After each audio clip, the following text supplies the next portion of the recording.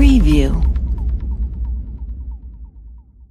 The election of President Trump appears to have created a type of professorial parlor game of how many crimes one can ascribe to him or his family on a daily basis.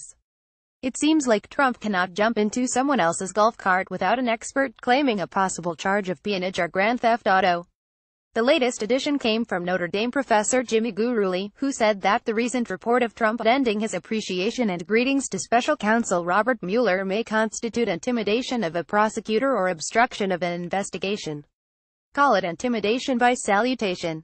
Trump and his family have already been accused of a litany of crimes that would make mobster Lucky Luciano jealous.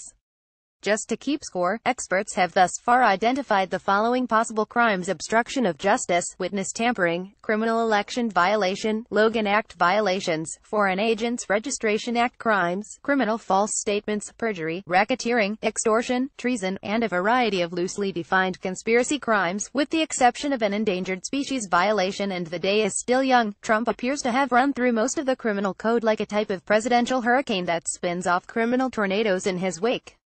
The most recent crime concerns a USA Today story in which Trump counsel John Dowd acknowledged communications with the special counsel and noted that he conveyed how much Trump appreciates what Bob Mueller is doing. Dowd said that the president asked him to convey his appreciation and greetings. Guruli, a former U.S. Assistant Attorney General under President George H.W. Bush, told LawNews.com that the message from Dowd could construed as intimidation or an effort to influence the investigation. Guruli appears to view such a friendly expression as equivalent to the bacio della morte, or kiss of death. Of course, the use of Dowd really ruins the moment. Here is how a true bacio della morte for Mueller should go. Mueller and Trump are at a New Year's Eve party in Havana and Trump goes up to Mueller and says, "I wanted to send you my appreciation and greetings." With that, he kisses Mueller on the lips and says, "I know it was you, Bobby, you broke my heart." Mueller then flees the island only to be later bumped off in Lake Tahoe by Dowd while reciting a Hail Mary. Now that is intimidation. Having your lawyer convey your greeting and appreciation falls a bit short of a Mario Puzo moment. There is a section of the criminal code that deals with threats against federal officials, but it is generally limited to threats to assault, kidnap or murder such officials. It seems difficult to construe appreciation and greetings as a threat to murder Mueller. Even some of the most notorious greetings would be hard to convert into a Section 115 charge like Hannibal Lecter's chilling "Hello, Clarice" in Silence of the Lambs. It is even less so if conveyed to Agent Starling through the warden. There is also the possible extension of the obstruction crime to include the new crime of intimidation through salutation. The problem is that past cases of threats against prosecutors have been quite clear and stark. For example, in United States v.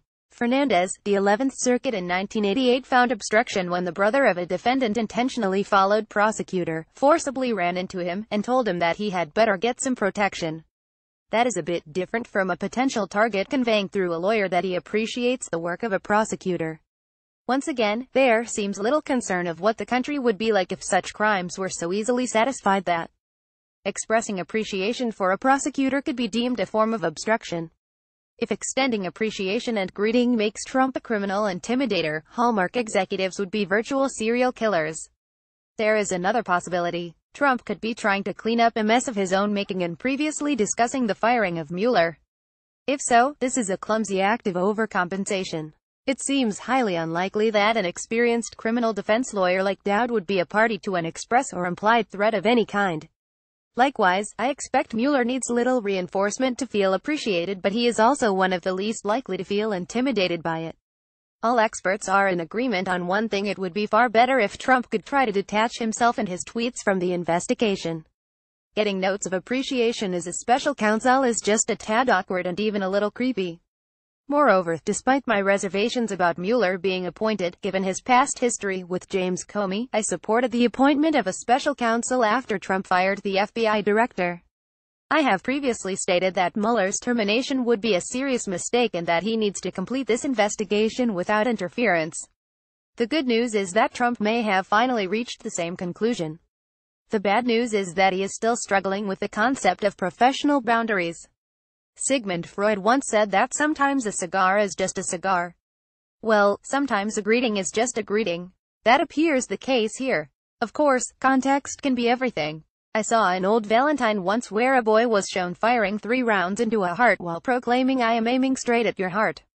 If Trump sends that belated Valentine card to Mueller in August, we can talk.